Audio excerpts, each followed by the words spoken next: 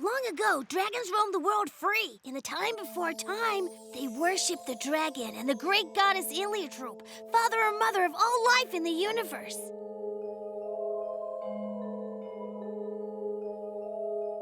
One day, the dragons began to lay very unusual dofas that contained both a baby dragon and another baby with human form, who were born with great skill in the ancient magic called Wakfu. The dragons gave them the name Eliatropes, in homage to the goddess. Through their study of Wakfu, the Eliatropes devised inventions like the portals that still allow humans to teleport from one end of the world to the other. Ah, zap portals! But where did all the Eliatropes go? Nobody knows. One day, they disappeared. They left behind a single egg and some of their finest inventions. 10 years ago, the Eliatrope dofas finally hatched, and that's how we were born. What are you doing?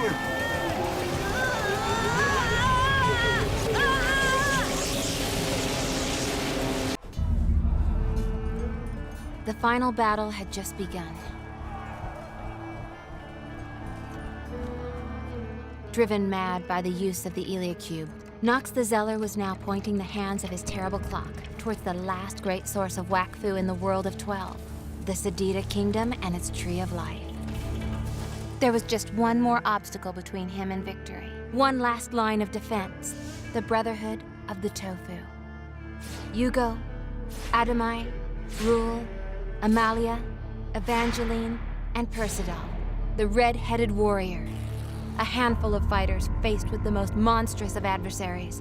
An unfair fight with no hope of victory. But isn't it in moments like these that true heroes are born?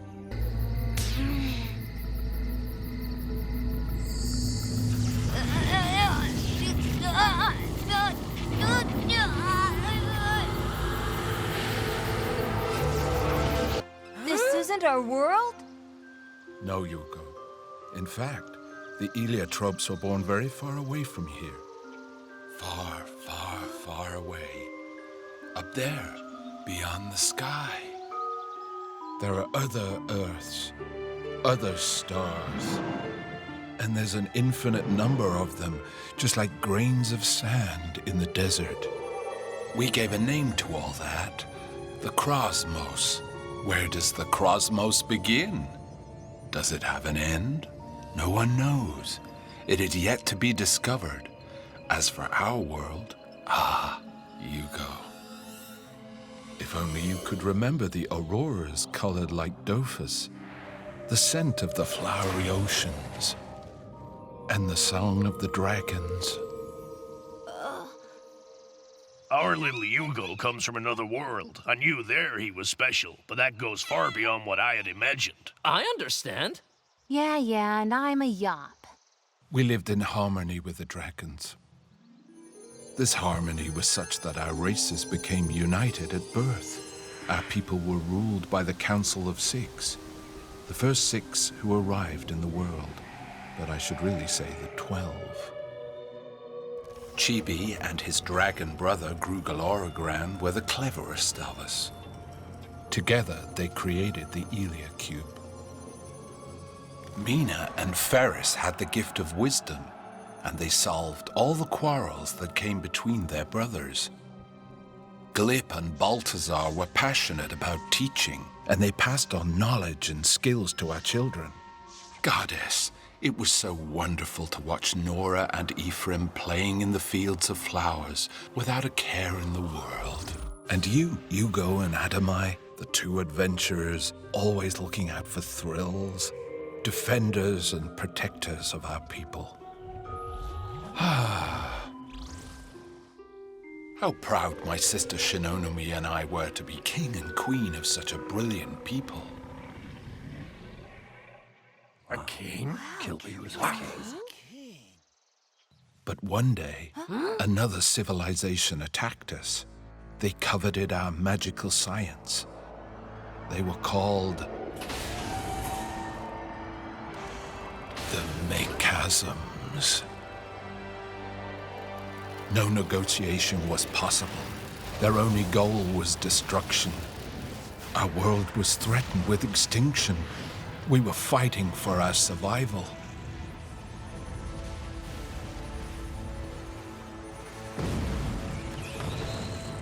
The only solution was to flee. Thanks to the power of the Eliatrope, we built a ship which allowed us to sail between the stars, the zenith. It was a leap into the unknown, a desperate odyssey in search of a new planet to call home. We roamed the cosmos for years.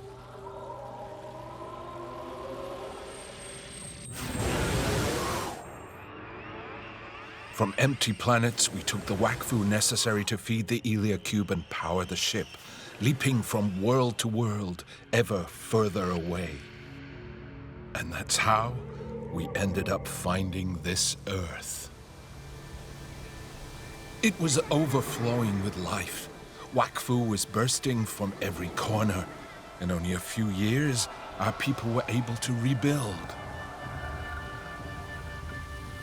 So began a new era of joy and prosperity. But once again, fate reared its ugly head. One of the Mechasms, known by the name of Organax, found us again, and it was war once again. Organax ravaged the planet. He seemed to be invincible. Despite our courage, we were unable to defeat him. Many perished trying, including my dragon sister, Shinonome. Altogether, the adult Eliatropes sacrificed their Wakfu to ensure the children were protected, sending them to a dimension cut off from both time and space. And you two, against my will, you did the same thing for me, saving my life. And my father would still be with us now. To liberate his kind, Rubelax attacked a lot of Guardians. We were in the middle of training when we were also attacked. We were outnumbered by the enemy. Exhausted from our exercises, we stood no chance. To protect me, my father had to rely on the power of his Shushu. That evil monster is also my father. My family has been guarding this Shushu for centuries. My father is the greatest guardian of all time. The Cape of Shadows, in which Anathar was locked, made him very powerful. He has come face to face with Mr. Fabulous, Sword Boy, the Green Buffoon, and plenty of others without ever being defeated. But to protect me from Rubelax, my father freed Anathar. Exhausted from the fight, he was unable to regain control. I had no choice but to lock him up, just until I found a solution. Impressive! Modern! Radical even! What a magnificent match!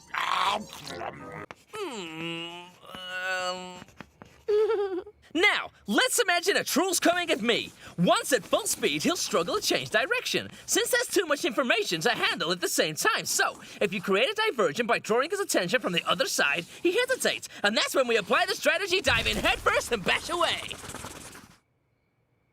Understood? Welcome to the Gladiatorial Arena for this 156th edition of the Legends Tournament!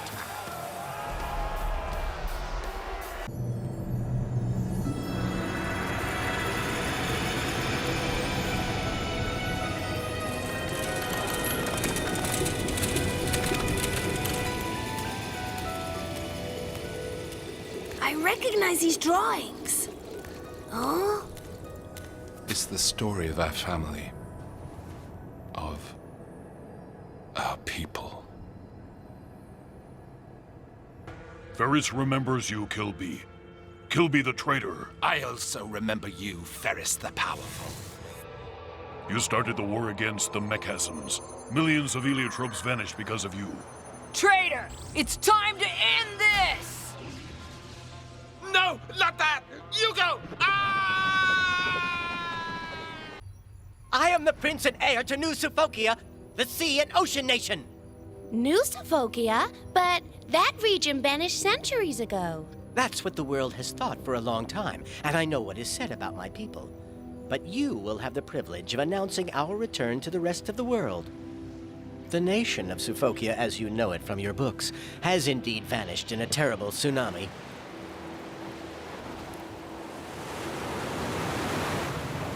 The inhabitants were swept away, and the cities destroyed. There would be nothing left had our old scientists not been so brilliant. Thanks to their genius, we were able to build a protective dome to survive underwater, all thanks to our machines. Once we have taken back control of the Crimson Claw Archipelago, we can once again declare ourselves a nation. Do you see why this is so important for us? That ice is magic. You can't break it.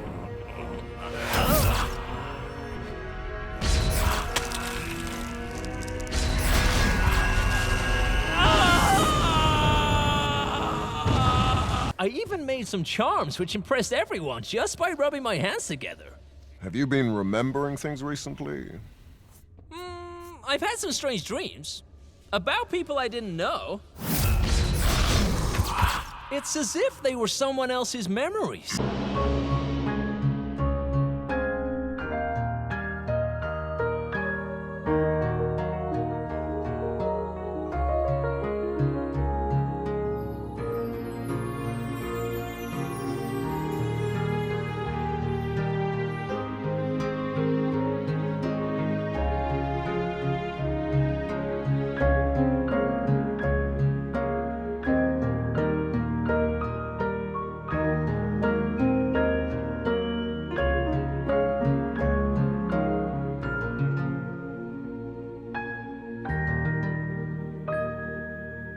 Look, it's written here. The Thura, the divine doll with a broken heart, fallen from the skies, abandoned. Where is he, the great hero? The one who will give her a heart, who will make her bud a flower.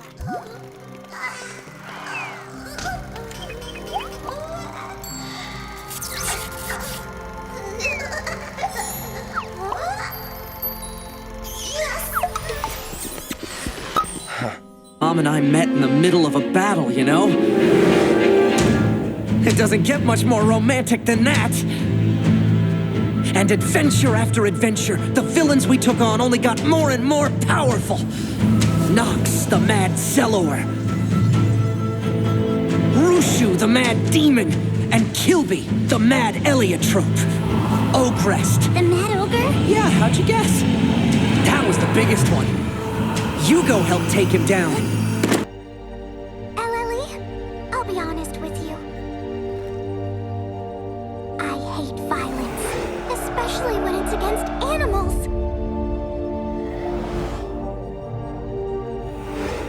I can't wait to make things different.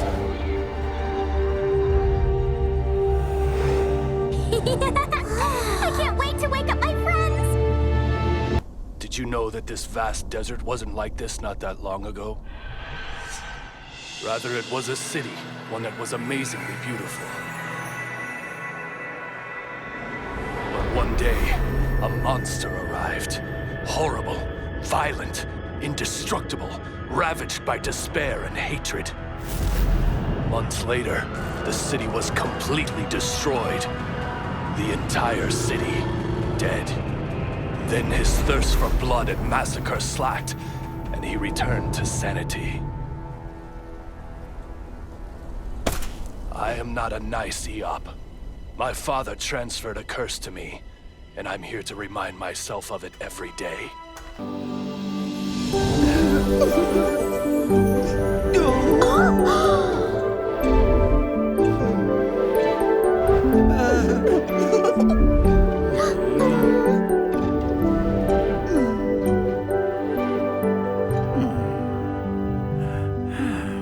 Unnecessary evil.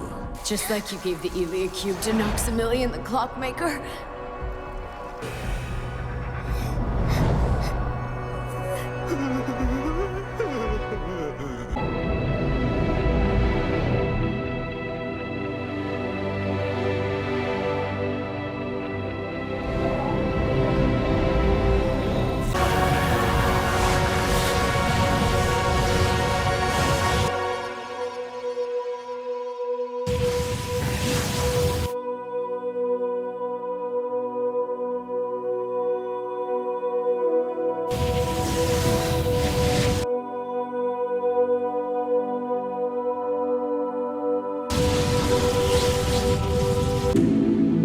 Nous savions qu'elle n'était pas sur le monde des 12. Ephraim a toujours eu une connexion très spéciale avec la déesse. Nous avons donc suivi son instinct. Nous avons visité de petits mondes, tous inhabités. Nous avons perdu la connexion, l'avons retrouvée. Tout cela a duré une éternité. Et puis, un jour, le lien s'est fait plus fort. Et nous avons découvert le monde dans lequel notre mère avait été bannie. Un monde ravagé. Le reflet décomposé du monde des 12. Le Nécromonde. Notre mère y avait été envoyée pour y nourrir les nécromes de son Wakfu. Je pense que c'était aussi une façon pour les autres dieux d'essayer de redonner vie à leurs anciens fidèles. Les nécromes n'ont qu'un seul but, assouvir leur faim. Rien d'autre ne compte pour eux. Ce sont les pouvoirs des Dofus qui ont ravagé cette planète. Ils en ont consommé toute vie. Ephraim s'est sacrifié pour nous permettre de fuir. Les nécromes ont un roi, Tauros Mordal, un être d'une puissance absolue. Mon frère nous a fait gagner les quelques minutes dont nous avions besoin. Tauros Mordal est le plus grand héros de son monde, le premier à trouver les 6 Dofus primordiaux. Ses intentions étaient bonnes, pas ses actes. Celui que tu as connu n'existe plus. Il ne fallait pas m'abandonner, Nora. C'est à cause de toi et de mère. Elle qui hurle à tout va que rien ne compte plus que ses enfants. J'ai tout fait pour la retrouver. J'ai sillonné l'univers. Et tout ça pourquoi? Quelle a été ma récompense? Vous m'avez livré au Nécromonde! Tu n'as aucune idée de ce que j'ai enduré!